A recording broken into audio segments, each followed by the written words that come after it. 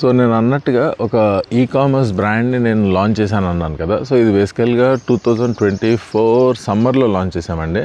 So రఫ్లీ around 2025 కల్లా ఒక 1.5 year అయింది అప్రాక్సిమేట్గా.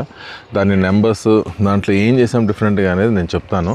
బట్ ఓవరాల్గా one thing that I can tell అండి, ఫస్ట్లో స్టార్ట్ చేసినప్పుడు జస్ట్ క్యాటలాగ్స్, తర్వాత మన ప్రోడక్ట్ ఇమేజెస్ పెట్టేవాడిని.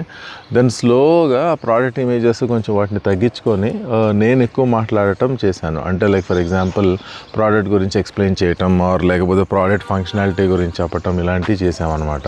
సో దానివల్ల చాలా డిఫరెన్సెస్ వచ్చింది. సో మీరు కూడా ఇన్ కేస్ మీ ప్రోడక్ట్ మీ సర్వీస్లో what I suggest is whether అంటే అది బాగుంది బాగాలేదు అంటే బిహైండ్ ద సీన్స్ కానివ్వండి, నేను ప్యాకేజింగ్ చూపించాను, మా వేర్ హౌస్ చూపించాను, ఓకే చాలా బ్యాడ్ ఉండేది, పెద్ద గ్రేట్ వీడియోస్ ఉండేవి కాదు, ఐఫోన్ కానీ లేకపోతే లైటింగ్ అని కానీ, ఓకే ఆ వీడియో క్వాలిటీ చూస్తే కూడా అంత గొప్పగా ఉన్నట్టుగా అనిపించేది కాదు. Okay but still we went ahead. So customers ఏంటంటే జెన్యూనిటీ అంటే వీళ్ళు నిజంగానే ఉన్నారా లేదా అనేది బాగా చూస్తారు. ఓకే సో నా సజెషన్ ఏంటంటే, మీకు ఇన్ కేస్ మీ ప్రోడక్ట్ ఆర్ సర్వీస్ని మీరు ప్రమోట్ చేయాలి ఇంటర్నెట్లో అనుకుంటే, try to show it as real as possible.